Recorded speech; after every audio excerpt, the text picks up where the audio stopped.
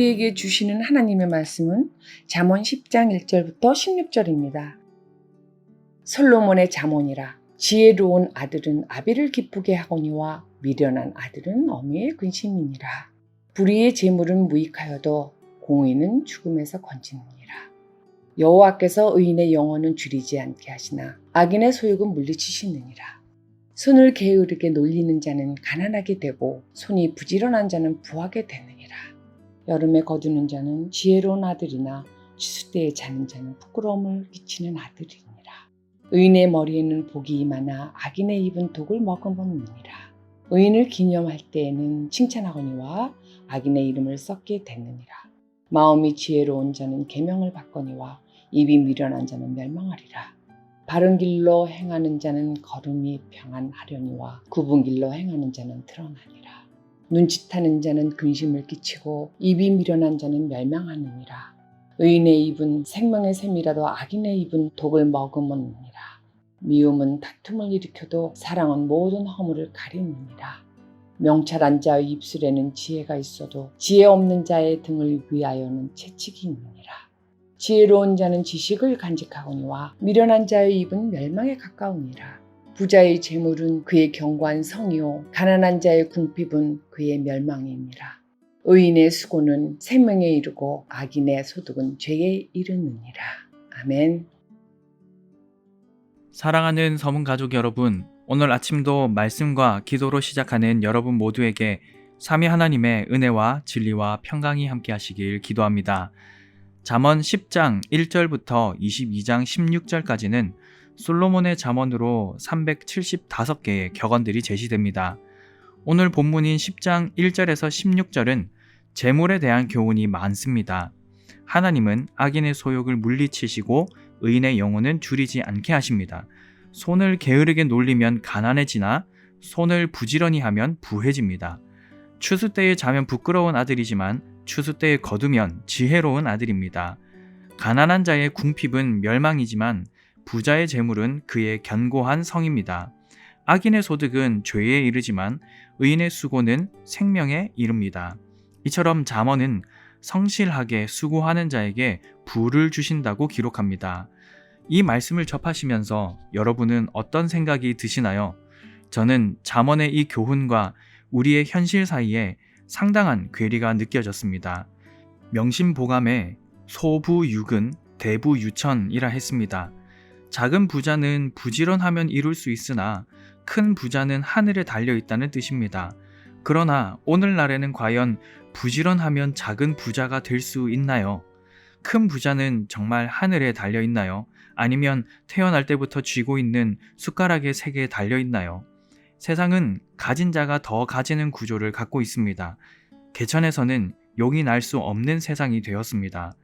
성실히 노력해도 작은 부자가 될 가능성은 희박합니다. 본문 2절은 이렇게 말합니다. 불의한 재물은 무익하다고 말입니다. 공의는 죽음에서 우리를 건진다고 말입니다. 그러나 세상은 어떻습니까? 불의한 재물이 없으면 살 수 없다고 말합니다. 공의가 밥 먹여주냐고 묻습니다. 불의한 재물이 무엇인가요? 불법으로 얻은 모든 재물을 말합니다. 횡령, 배임, 뇌물 등은 모두 불의한 재물입니다. 이중장부와 같은 것이 불의한 재물이죠. 합법이긴 하나 문제가 되는 방식도 있습니다. 참 말하기 어려운 부분인데요. 잠언에서 말씀하는 수고하지 않고 대가를 얻는 모든 방식 역시 불의한 재물입니다. 부동산, 주식, 코인 등 투자를 넘어서 투기가 되는 경우, 그러한 경우에는 불의한 재물이라 할 수 있겠습니다. 내가 굳이 땀을 흘리지 않아도 저절로 알아서 부가 축적되고 쌓인 부만큼 더 많은 부가 굴러 들어오는 경제 구조는 성경의 원리와 거리가 멉니다. 이런 문제를 쉬이 꺼내기 어려운 이유는 우리의 현실 때문입니다.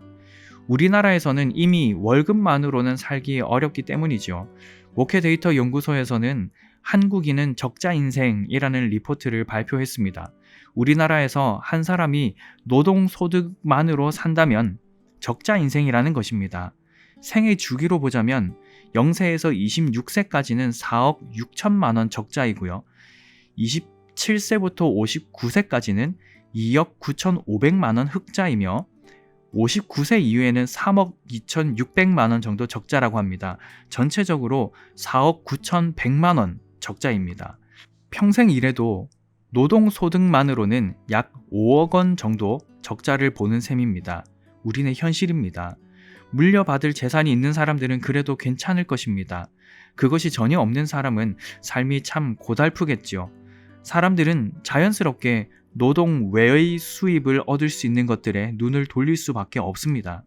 이런 현실 속에서 그리스도인은 어떤 삶을 살아야 할까요? 우리는 정답을 알고 있습니다. 당연히 성경의 말씀을 따르는 것입니다. 그러나 말씀을 진지하게 받는 사람이라면 현실과 너무나 큰 괴리가 느껴지는 이 말씀 앞에서 참으로 진지하게 고민해 볼 것입니다. 어떻게 해야 할지 말입니다. 이 말씀을 묵상하면서 저는 그렇게 생각했습니다. 이건 믿음의 문제라고 말이죠. 불의한 재물을 얻기 시작하면 끊어내기 쉽지 않을 것 같습니다. 쉽고 편안하게 돈이 들어옵니다. 경우에 따라서는 천문학적인 돈이 들어올 수도 있을 것입니다. 노동도 하기는 하지만 그러나 현실적인 문제를 방패막이 삼아 불의한 재물을 용납합니다. 어쩔 수 없는 것으로 받아들이는 것이지요. 성경은 무엇이라 말씀하고 있을까요? 하나님께서는 토색한 재물을 가증히 여기시고 뇌물을 경멸하십니다. 또 지나친 부의 축적과 가난의 대물림을 하나님은 싫어하십니다. 생존의 문제인가요? 우리 주님은 먼저 그의 나라와 그의 의를 구하면 필요한 모든 것을 우리에게 더하신다고 약속하셨습니다. 그러므로 주님은 우리에게 말씀하십니다. 하나님과 돈을 겸하여 섬길 수 없다고 말입니다. 돈을 사랑하는 것은 일만 악의 뿌리가 된다고 말이지요. 말세에는 사람들이 돈을 사랑하나 하나님의 일을 감당해야 할 사람이라면 마땅히 돈을 사랑하지 않아야 한다라고 말씀합니다. 사도 바울은 그의 인생 말미에 아들 같은 제자 디모데에게 세상 사람들은 정함이 없는 재물에 소망을 두지만 우리는 모든 것을 후히 주사 누리게 하시는 하나님께 소망을 둔다고 말합니다. 히브리서 기자 역시 돈을 사랑하지 말고 있는 바를 족한 줄로 알라라고 말하면서 돈과 세상을 두려워 말고 우리를 도우시는 하나님을 두려워하자고 말합니다. 우리의 소망을 재물에 둘 것인가 하나님께 둘 것인가 우리는 선택해야 합니다. 재물을 두려워할 것인가 하나님을 두려워할 것인가 선택해야 합니다. 사람들이 왜 돈을 사랑할까요? 왜 돈을 두려워하게 될까요? 돈이 나를 돕는 가장 확실한 조력자라 생각하기 때문은 아닐까요? 돈이 있으면 편리합니다. 급할 때 돈이면 해결 안 될 일이 거의 없지 않습니까? 건강도 돈이 있으면 유지하기 편합니다. 질병에 걸리더라도 더 좋은 의료 혜택을 받을 수 있고 고칠 수 있는 기회도 더 많이 열립니다. 돈이 있으면 자녀들 교육하기 용이하고 부를 더욱 축적할 수 있는 삶의 든든한 기반을 제공해 줄 수 있습니다. 돈은 주변에 필요한 많은 사람들을 둘 수 있게 합니다. 돈은 삶을 즐겁게 해주고 윤택하게 해주는 기반이 됩니다.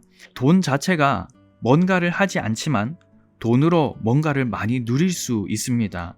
돈은 눈에 확실히 보이는 결과를 만들어냅니다. 그러다 보니 자연스럽게 돈을 쫓고 돈을 사랑하기에 이릅니다. 돈이 없어지면 두려워합니다. 미래가 불안하게 느껴지고 당장 어디서 어떻게든 벌어야겠다는 마음이 생깁니다. 분명 하나님께서는 내가 결코 너희를 버리지 아니하고 너희를 떠나지 아니하리라 라고 말씀하시며 우리의 필요를 채우십니다. 그러나 당장 우리 눈에는 하나님보다 돈이 더 빨리 응답되는 것처럼 보입니다. 하나님은 내 뜻대로 움직여 주시지 않는 것 같으나 돈은 내 뜻대로 다 이루어 줍니다. 돈이 그 사람을 지배하기 시작합니다. 사람이 돈을 쫓기 시작합니다. 더 많은 돈을 더 빨리 벌기 위해 불의한 재물을 선택하게 됩니다. 우리나라에서 살려면 달리 방법이 없다고 포장하며 불의한 재물을 선택하게 됩니다. 예수님께서 한 비유를 드신 적이 있습니다. 탐심에 사로잡혀 부를 끝없이 축적하던 부자가 더 큰 창고를 짓기로 계획했습니다. 그러나 하나님께서는 그 부자를 다음 날 데려가실 계획입니다. 부자가 더 큰 창고를 지으면 뭐 하겠습니까? 그가 하는 모든 일은 헛된 것입니다. 이 비유의 끝에 주님은 이렇게 말씀하셨습니다. 자기를 위하여 재물을 쌓아두고 하나님께 대하여 부요하지 못한 자가 이와 같으니라. 우리는 하나님께 대하여 부요하기를 소망하고 있습니까? 아니면 물질적 풍요를 갈망하고 있습니까? 우리 자녀 세대들이 무엇을 간직하길 원하십니까? 물질적으로 풍요를 누리며 살아가는 것을 갈망하십니까? 아니면 하나님에 대하여 부요한 믿음의 세대가 되기를 소망하십니까? 진짜 하나님에 대하여 부요한 믿음의 세대가 되기를 소망한다면 우리의 가르침과 교훈과 지침들의 방향이 어디로 가야 할까요? 우리는 정답을 알고 있습니다. 그러나 그것을 선택하기에는 참 많은 용기를 필요로 합니다. 예수 그리스도의 고난과 부활로 새 생명을 얻으신 사랑하는 형제 자매 여러분, 돈 싫어하는 사람이 어딨어? 라는 말에 경각심을 가지시기 바랍니다. 적어도 그리스도인은 불의한 돈을 혐오하고 싫어해야 합니다. 나아가 돈이 가진 힘을 늘 경계하고 주시해야 합니다. 돈은 사랑의 대상이 아닙니다. 숭배의 대상, 두려움의 대상은 더더욱이 아닙니다. 그저 삶에 필요한 도구일 뿐입니다. 돈을 싫어할 필요까지야 없지만 그렇다고 돈을 사랑하거나 섬길 필요는 더더욱이 없습니다. 불의한 재물은 무익합니다. 불의한 재물은 악합니다. 하나님은 불의한 재물을 싫어하시고 경멸히 여기십니다. 우리도 동일한 마음을 가지길 소망합니다. 돈은 사랑의 대상이 아닙니다. 하나님이 우리의 사랑의 대상입니다. 돈은 숭배의 대상이 아닙니다. 하나님만이 숭배의 대상입니다. 돈을 두려워할 필요가 없습니다. 우리의 영원한 삶을 관장하시는 하나님을 두려워해야 합니다. 불의한 재물을 멀리 하시기 바랍니다. 의로운 재물 얻기를 기뻐하시기 바랍니다. 그렇게 함으로 하나님의 뜻을 일상 가운데 드러내시는 하나님의 자녀들 되시길 주님의 이름으로 간절히 축복합니다. 오늘 아침에 함께 기도하실 기도 제목입니다. 첫째, 불의한 재물을 멀리하게 하시고 하나님의 뜻을 따라 의를 쫓는 건강한 그리스도인 되게 하소서라고 기도하겠습니다. 둘째, 이번 주에 유년부, 초등부, 고등부 여름 사역이 있습니다. 안전하게 진행되게 하시고 은혜와 진리와 사랑이 넘치게 하소서라고 기도하겠습니다. 이와 같은 기도 제목으로 기도하시고 개인적인 기도 제목으로 계속 기도하시기 바랍니다.